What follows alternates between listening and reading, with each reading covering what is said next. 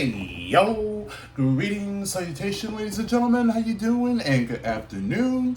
Welcome back into another reaction. Mr. Adventure here, or just call me Mr. MA or Mighty Son at your service. What up, guys? How you doing? I'm doing okay, just resting. That's been pretty much it. At least it's not raining, but it is a hot summer, and mostly it's just been sunny. But it's that time we're going to do another reaction on DeathBattle. So here we go. It's Darth Vader versus Obito Uchiha. It's Star Wars versus Naruto Shippuden. Now, it's been a while with the franchise, especially to Obito, but way familiar with Vader because let's agree that he is a very popular Sith Lord, and if not, throughout of the entire franchise of the movies, and including of the Kenobi, that he was in his prime, and still have some memories of the Fallen Order, Star Wars Jedi Fallen Order, and Cal was way over his head thinking that he could take on Lord Vader, and just like that, yeah, it is kind of scary to look at, but he was just a force to be reckoned with, and let's agree to that. So now the big question is that who is going to be walking out of here alive? Will it be Vader or be Obito? So that is going to leave that such a big question. So I rather not want to, the draw the line or just get caught in the middle. But let's just see what the facts are and how that's going to be good for using the advantage. So let's do that. And let's begin. And if you are new to this channel, and if you like what you see so far, just be sure to click that tiny little bell, and that you will be subscribed, and that you will receive a notification from yours truly, your friendly neighborhood reactor man, the soul of a Japanese brother man, the king of metal / J metal reactor is what I do. It may not be as 100% perfect, but it is the best effort that I could do for every single one of you out there, because this is what I love to do. Let's begin, let's get started, but mostly, time to react. Darth Vader, Dark Lord of the Sith. Obito Uchiha, secret leader of the Akatsuki. Prime examples of how you could die a hero or live long enough to become a villain. He's Wiz and I'm Boomstick. And it's our job to analyze their weapons, armor, and skills to find out who would win a death battle. Wait. A long time ago, in a galaxy far, far away, the Iron Fist of the Galactic Empire ruled everything. All thanks to the super powerful super murderer, Darth Vader. But beneath his spooky mask lay the husk of former nice guy, Anakin Skywalker. As a child among the harsh nice wastes guy of Tatooine, Anakin longed to one day free free he's his fellow 46 slaves years as a old. heroic Jedi. Lucky for him, he met Qui-Gon Jinn, a Jedi who believed little Annie Just was likes the the chosen Jedi one and himself would bring balance to the instead. Force. No pressure, right? So he took him under his wing to become the papa he never had. Or so was the plan, until... Yeah. Instead, Qui-Gon's apprentice became Anakin's mentor. But while Anakin sought a father figure, Obi-Wan saw him as more of a brother. I'm sure that won't cause any awkward tension whatsoever. Drama and trauma aside, Anakin quickly became a powerful Jedi. He excelled in lightsaber combat and the Force, an energy field that binds all living things together. The Force lets Jedi move stuff with their mind, fend off mental attacks, predict Sith, the future, and alchemy? make people believe these aren't the droids they're looking for. They're basically space wizards. Through rigorous training and a not unnoticeable natural talent, Anakin was particularly skilled in the Form 5 lightsaber fighting styles, Xian and Jian So. Also known as the Way of the Crate Dragon. You know that big sand dragon Mando blew up from the inside? Yeah, make that a lightsaber. Form 5 is incredibly Okay, I versatile, didn't well know suited that. for defending against lightsaber and blaster alike. It focuses on blending parries with devastating counterattacks, aiming to win duels through overwhelming pressure. Perfect for the Padawan who just bulldozed his way through training to become a Jedi Knight. Even as a newly knighted Jedi, Anakin could keep up with some of the most experienced Jedi Masters and Sith Lords of his time. But he had plenty of other problems to deal with, like his late-blooming rebellious teenage angst. I mean, you don't just throw a kid into space monk school and expect him to forget everyone he ever cared about, right? Well, apparently that's what he was supposed to do. The life of a Jedi can be difficult and cold, something Anakin could not accept. And so, rather than let his secret wife die in childbirth, he was seduced to the dark side through the promise of power. And so began his Jedi kill streak, until Obi-Wan gave him a glorious lava bath. How refreshing! But thanks to his new Sith master, Palpatine, our young warrior was saved, reborn, rebuilt. He was now Darth Vader. Vader is a badass. Everyone knows it, and they're terrified of him. I mean, just look at the guy. As impressive as his armor appears, you might be surprised by its quirks. See, while the Jedi view the Force as an ally, the Sith see it as a tool from which they draw power through passion and emotion. Most potently, negative emotions. Palpatine trained Vader by not only making him believe he killed his wife, but also ensuring he would never forget the monstrous machine he had become. By making the suit suck ass and piss him off. Seriously, Vader hates this suit. The armor would beep at random times just to annoy him, and the life support system was outdated from the start. Sometimes it would even turn off for several minutes. That doesn't seem good for someone with burnt up lungs. And it was so heavy and clunky that he could barely walk, sometimes even resorting to moving himself with the Force. Oh man, I knew Palpy was evil, but I never knew he was such a dick. Well, despite these issues, the armor fulfilled its true purpose. Yeah, Crafting Darth the Vader armor into the equivalent is of a just slasher movie heavy villain for him commanding because a he galactic barely can Nobody walk. wants I to mess mean, with him. it's Thanks to the dark reason side of the why Force, he's walking he can make slow maelstroms every that time. blast everything away, form barriers that shield from all sorts of attacks, and choke anything that's even a minor inconvenience. Hell, sometimes he skips straight to crushing your lungs. Yeah. One time, a droid named I-5 tried to kill Vader with a laser stated to move 300,000 kilometers per second. That's light speed, and Vader easily blocked it. And for as much bullshit as Palpatine threw at him, Vader was tough enough and stubborn enough to push through it. Palpatine knew that Vader would eventually try to kill him and take over the Empire. It's how the Sith work. So he constantly fanned Vader's hatred by sending assassins after him to make sure he was still worthy of being his apprentice. Oh, that's nothing. One time, he blasted off most of Vader's robo limbs, destroyed his armor, dropped him back on the lava planet, and told him to make his way back without the Force. An impossible task, yet one Vader accomplished. Yeah, because he really wants to kill Palpatine. And that Obviously, hatred is it's no apparently wonder. useful in keeping Force wielders alive, and has sustained many Sith in conditions that would otherwise kill them. I'm sorry, Liam Neeson. Should have hated a little more. Vader has killed hundreds, possibly thousands of Jedi, including Obi-Wan himself.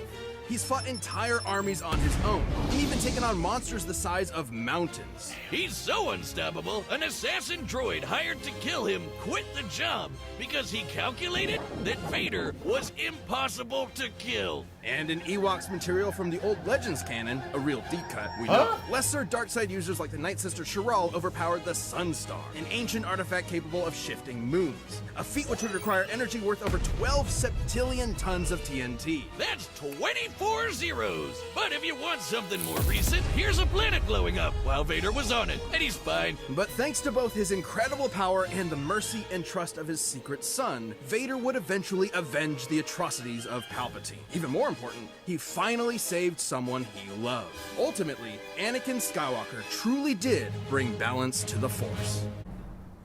Hokage, the leader of the Hidden Leaf Village and their strongest ninja, respected and loved by all.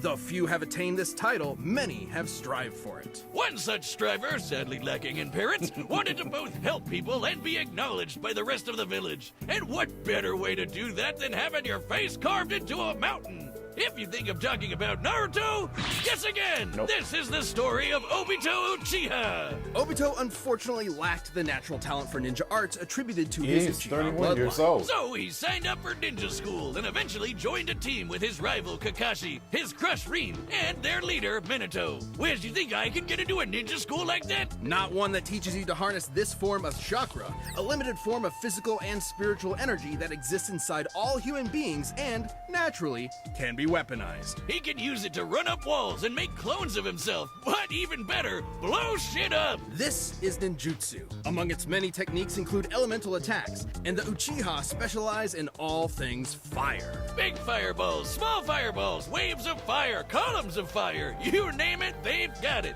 So when Ninja World War III came along, it totally made sense to get this fire ninja involved at the age of 11. Yep. Yikes! Well, lucky for Obito, he had one more secret weapon up his sleeve, eye socket. The Sharingan! The Sharingan grants extremely precise vision, allowing someone to see the flow of chakra, predict an enemy's attacks, cast a variety of genjutsu illusions, and even break out of said illusions. Too bad he didn't get to use the red eyes much. Like 10 minutes after he got the damn things, he got smushed under a big rock. What a way to go! But since he wasn't expecting to use his super eyes anymore, he handed one off to Kakashi. And then he died. The end! Just kidding! Yep. Miraculously, Obito survived long enough to be rescued by another Uchiha, the legendary Madara. Madara granted Obito a new body, regenerating the limbs he'd lost. You're probably thinking, oh, what a swell guy. Except he was not! Madara was brewing some plans for world domination and needed a pawn to carry them out. So he tricked Obito into watching Kakashi kill Rin, making him fall victim to the Uchiha's curse of hatred. Within the Uchiha clan, there exists an ideal of being extremely devoted to love. It has been speculated that if a particularly powerful Uchiha loses someone important to them, that love will be replaced with an all-consuming hatred. This is how Obito awakened his Mangekyo Sharingan. Or Red Eye 2.0. The Mangekyo gave him a new jutsu called Kamui. With it, he can suck his foes into another dimension and leave them there. And I do remember He can this even one hide in weapons the game there of the like his Ultimate Ninja gun by Storm fan. 4. But even better, he can phase through stuff. Well, not quite. Kamui gives Obito the power to move through objects in a manner that's similar to the common phasing superpower akin to the Flash or Kitty Pryde. In reality, it's much more complex. Okay, as it Obito is didn't actually occur to me about teleporting that. parts of his body into the Kamui dimension whenever they overlap with other matter. See, there's his body parts right there. Well, if it looks like a duck and talks like a duck, it's phasing. What are you doing? Yeah. Way later on, he also got another super eye. Man, he's really swapping these things around like a Prime sub on Twitch. This Renegon grants Obito the power of the 6 paths, giving him some nifty abilities like controlling gravity with the Deva path, ripping out souls with the human path, and summoning giant monsters with the animal path. With all of the awful stuff he'd gone through, Obito realized that the ninja world was corrupt to its core. His dream of everyone being happy and working together was never gonna happen. So instead, he agreed to carry out Madara's giga-brain plan to control everything. Donning masks and multiple personas, he recruited a number of rogue shinobi to form the Akatsuki terrorist group and kicked off Ninja World War IV, all to revive the monstrous Ten Tails. I know what you're thinking. Wasn't the whole point of this to stop war in the first place? And that's a very good question.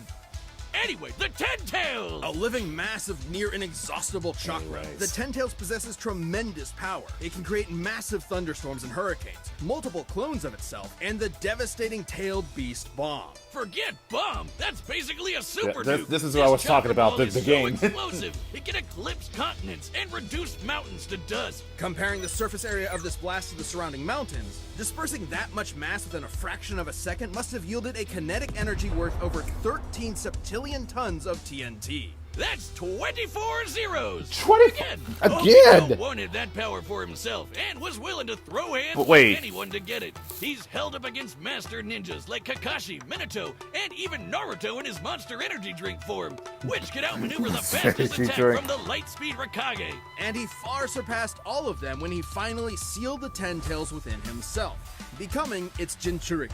This little makeover granted him unlimited flight, power rivaling the legendary Sage of Six Paths, and the truth-seeking orbs. These special little bowling balls can shapeshift into any form the user wants, like a staff, giant arms, an umbrella thing, or this crazy spiral blade that apparently helped shape the whole world. Oh, holy shit, it's huge! The truth-seeking orbs can completely disintegrate anything they touch at both a molecular and spiritual level. Only those with the power of the Six Paths can resist their effects. Plus, with the mangled physical monster in his system, Obito's regeneration got amped to the point where he could survive having half of his body control Alt-deleted away. All cards in his hand, he was ready for the final stages of the Giga Plan. He summoned the God Tree and prepared to launch the Infinite Tsukuyomi, a powerful illusion that would trap the entire world in a never-ending dream, free of conflict and sorrow. But the violent cruelty of the ninja world could only quiver in fear when the anime protagonist walked in the room. After getting one-twoed by some top no jutsu, Obito saw within Naruto the spirit of his former self, someone who was always trying to help others. And they'd say his heart grew 3 sizes that day. Obito joined Naruto and Kakashi in saving the world, giving his life to protect his friends. And in his last moments, he entrusted them with reaching the dream he had so long ago, to become Hokage, of which they both succeeded. Though he may have lost his ninja way, Obito Uchiha overcame his hatred and helped realize the world he wanted. Czar set, we've run the data through all possibilities. It's time for a death battle! Darth Vader golfing, that never ceased to amaze me. I sense your fear, your anger, and... Okay, we're going with the 3D CG. I will be taking it. That power will save this cursed world. You'll have to pry it from my cold, dead hands. Then you will die. Let's go. What?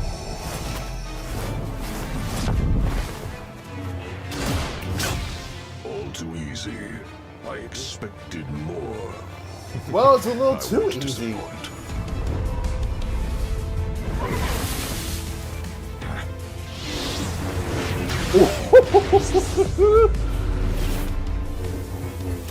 It's not gonna work.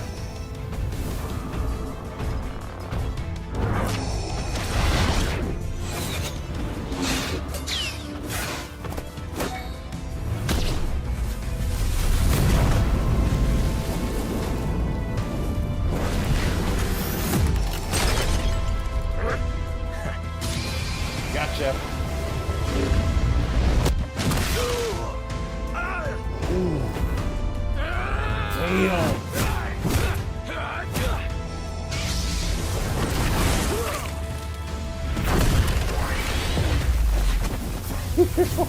Uh-oh. You've lost your humanity as well. On the path of the dark side, it is inevitable.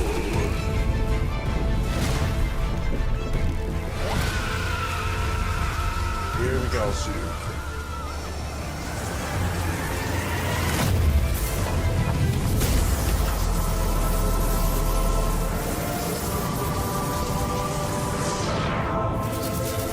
What? Hell no! Wait a minute! The God Tree. No. This is inevitable.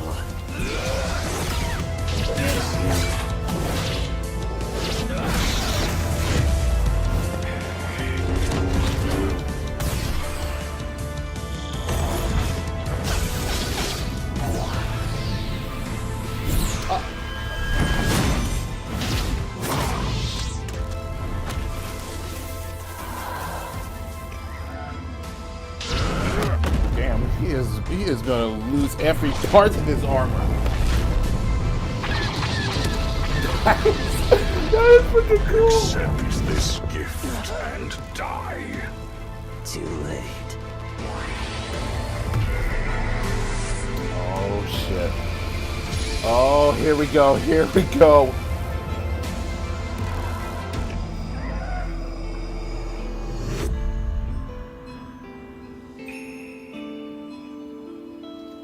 His former self.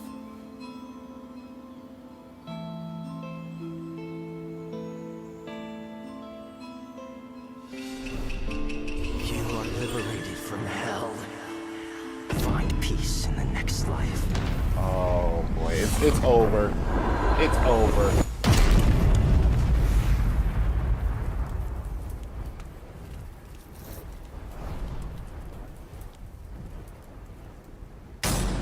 KO! Well, Vader may have been able to beat Obi-Wan, but he just couldn't handle Obito.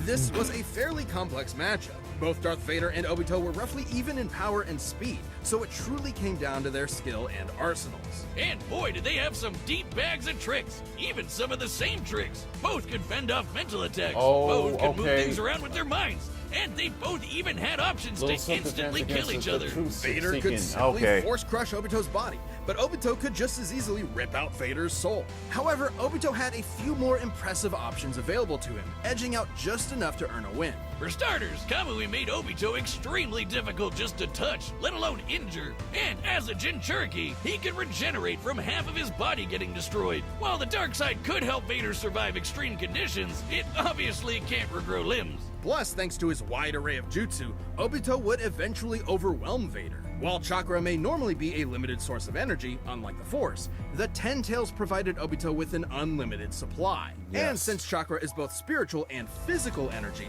this means Obito would be able to fight on indefinitely. Last but not least, Vader's preference for lightsaber combat means that he'd be up close and personal with Obito, right? Which left him vulnerable to getting disintegrated by one of the many truth-seeking orbs, or even worse, sucked up into the Kamui dimension. Yes, that's don't right. forget about that. Not only would he have no way out, he probably wouldn't even be able to tap into the Force while stuck there. Game over. Have fun starving to death, I guess. Wonder how long you can feed on hate. Darth Vader may have had a tenacity that few others could match, but against Obito's similar might, busted regeneration, and overwhelming range of abilities, there was no escape. Yeah. In the end, Vader's victory just wasn't meant to be. The winner is Obito Uchiha.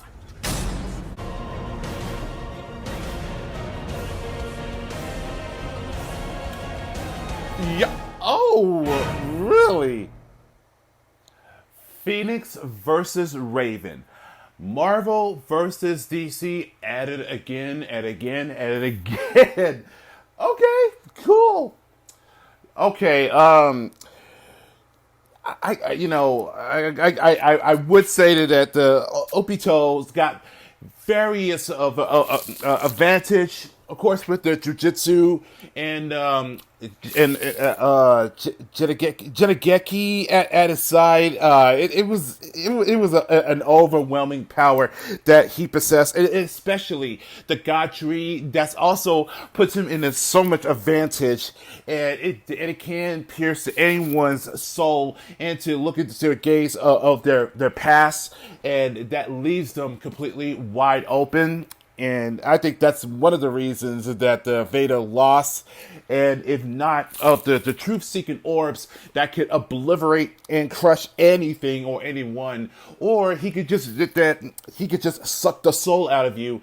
And the fact that he could phase to any objects that could go through him, like the Flash and oh crap, I forgot the second one. I'm so sorry. Everything's happened so fast. Damn it. But, Vader did have the advantage, did put a good fight. But then again, that his armor is heavy and it can be a little clunky for him to have the sense control and the movements, because he walks and moves like a tank. You have to admit that, because it puts him at a disadvantage. And even though that he mastered how to be a little faster and use the Force, it doesn't excuse the fact that he is a slow character, and that's going to be really hard for him to try to get maneuver. But he can't use the Force to try to outmaneuver, or basically he could just jump.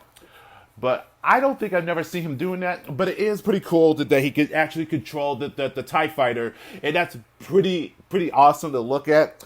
But in the end, Obito is the reason that he is the leader of the Akatsuki, and now you know. So hopefully you guys did enjoy that, and if you did, let's leave it a likes and also leave a comment down below, and I will catch y'all in the next video. So take care, guys, and peace.